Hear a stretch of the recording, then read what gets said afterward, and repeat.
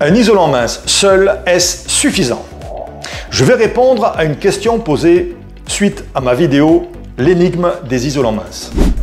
Bonjour, nous allons faire rénover notre toiture et l'artisan nous propose un isolant multicouche, je pense nouvelle norme.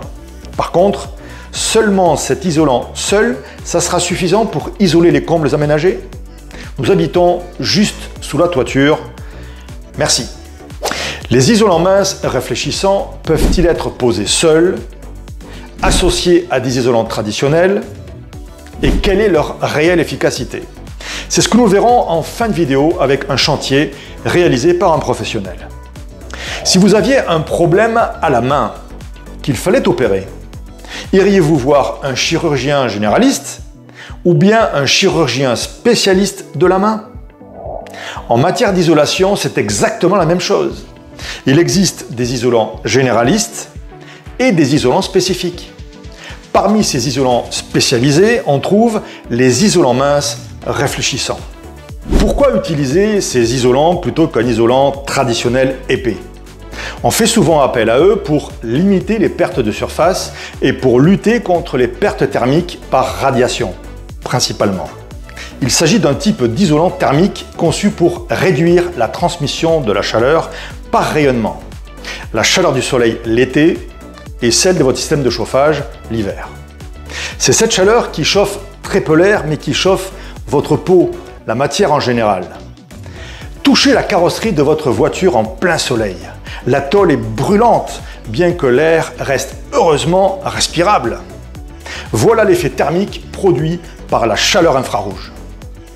Les isolants réflecteurs sont les spécialistes de la chaleur infrarouge, ils la renvoient. Mais ils offrent également d'autres avantages. Ils empêchent aussi les fuites d'air et la transmission de la vapeur d'eau responsable de fuites thermiques importantes.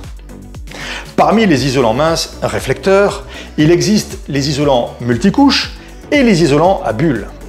Le premier, très souvent plus épais, est composé d'une multitude de couches de matériaux isolants alternés avec plusieurs couches de film plastique aluminisé. Les isolants à bulles plus minces disposent de cellules fermées et non plus ouvertes, c'est-à-dire qui emprisonnent des milliers de bulles d'air qui servent de barrière isolante, sachant que l'air inerte encapsulé est un isolant naturel. Mais chose encore plus importante, contrairement à un isolant multicouche, pour maximiser le côté réflecteur, une fine couche d'aluminium est séparée de la mousse isolante des deux côtés. La feuille d'aluminium est très fine, ici 30 microns. Pourquoi seulement 30 microns? Parce qu'une épaisseur supérieure entraînerait son échauffement et il deviendrait conducteur de la chaleur. En limitant son échauffement, on favorise une spécificité de l'aluminium dans laquelle il excelle, sa capacité hors norme de réfléchir la chaleur infrarouge. Pour ce faire, des bulles d'air sec et dense séparent les deux feuilles d'aluminium de la mousse isolante pour éviter tout contact et éviter la transmission thermique par conduction. Ainsi, on optimise la réflexion de la lumière infrarouge. On comprend mieux pourquoi on doit aménager des lames d'air autour de ce type d'isolant. Alors, est-ce suffisant pour isoler des combles aménagés? La principale caractéristique de l'isolant mince réfléchissant est d'être très peu épais, ce qui en fait un choix idéal sur les chantiers où on souhaite limiter la perte de surface avec une efficacité redoutable. Les performances dépendent d'une part de la qualité de l'isolant et d'autre part de la technique de pose qui doit être continue et étanche. Voici le témoignage d'un client professionnel sur le sujet. Sincèrement, je n'y croyais pas trop, mais le résultat est là.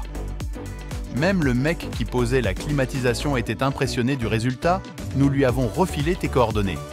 Bien sûr, si la perte de place n'est pas un problème, il est tout à fait possible de combiner un isolant traditionnel épais à un isolant mince réflecteur. La pose d'un isolant classique de 80 mm et d'un isolant mince de 13 mm associé à deux lames d'air non ventilées de 30 mm permet d'obtenir un R de 4 et donc de satisfaire aux exigences de la réglementation thermique. Avec en plus le traitement de la chaleur infrarouge, des fuites d'air parasites et de la vapeur d'eau. Alors, vous préférez le généraliste ou le spécialiste? À chaque problème, son remède. Ne permettez pas à la chaleur infrarouge du soleil de rentrer chez vous. Mieux vaut réfléchir à un isolant réfléchissant.